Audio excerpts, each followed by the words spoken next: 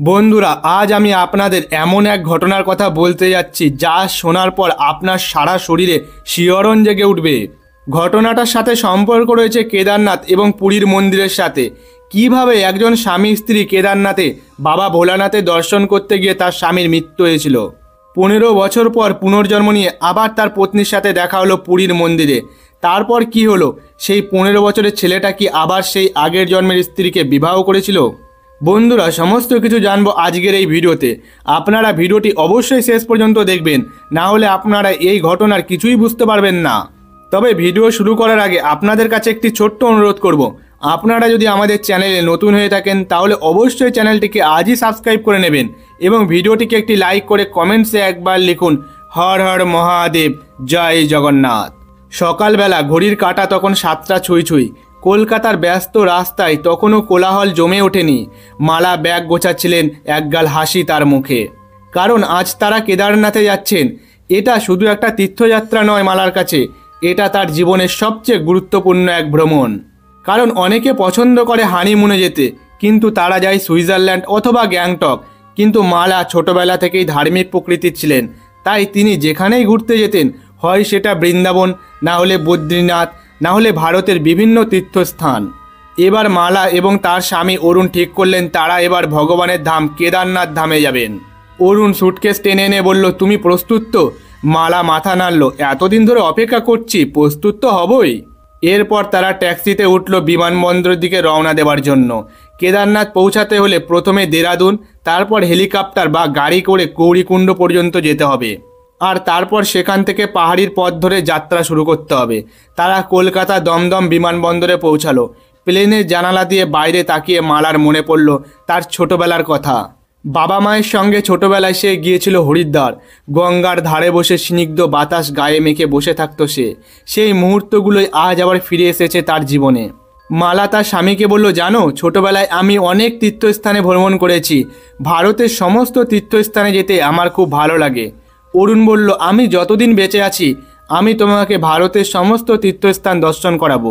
মালা একগাল হাসি নিয়ে তার স্বামীর হাতে হাত রাখলেন। এরপর বিকেলের মধ্যেই তারা সোনপ্রয়াগ চলে এসেছে।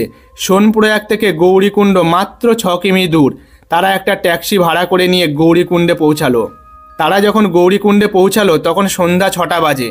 আপনাদের বলে রাখি, গৌরীকুণ্ড থেকে কেদারনাথের দূরত্ব মাত্র 16 কিমি। তবে এই যাত্রা কিন্তু আর ট্যাক্সি করে তারা যেতে পারবে না, এটা তাদেরকে হেঁটেই যেতে হবে, কারণ এটা একটি দুর্গম পাহাড়ি পথ। গৌরীকুণ্ডে পৌঁছে তারা এক দিব্য আনন্দ উপভোগ করছিল। পাহাড়ের গা বেয়ে ঠান্ডা বাতাস বইছে, চারিপাশে ঘোড়া আর পিঠে ঝোলানো ব্যাগ নিয়ে চলতে থাকা যাত্রীদের ভিড়। কিন্তু আশেপাশে চারিদিকে তখন মেঘ জমতে শুরু করেছে। আকাশের কালচে ছায়া দেখে মনে হচ্ছে রাতটা শান্ত হবে না।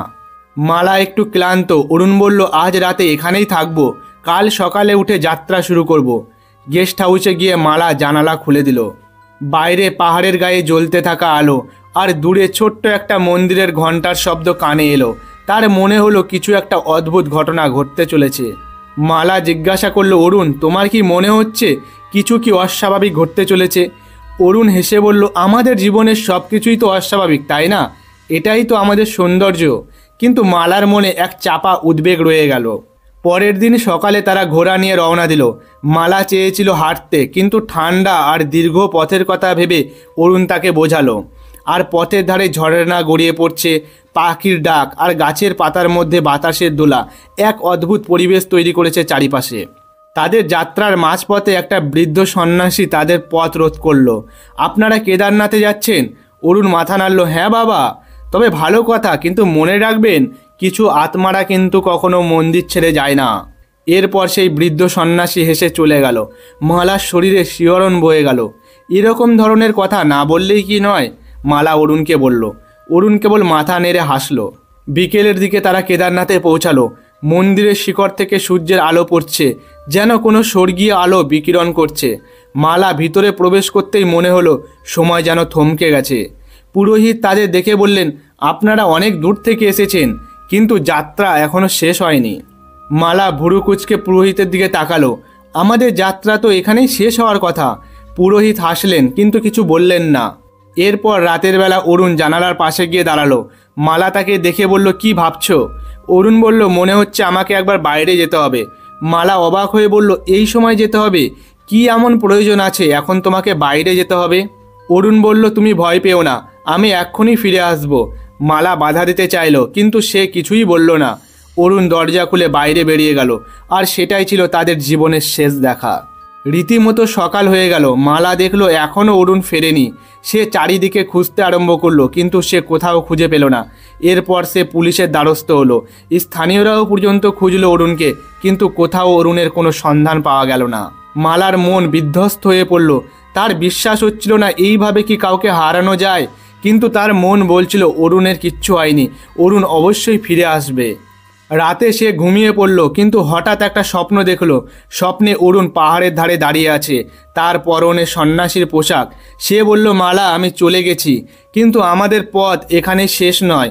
পুরীধামে এসো, আবার তোমার সাথে দেখা হবে। মালা জেগে উঠল, নিঃশ্বাস দ্রুত চলছিল।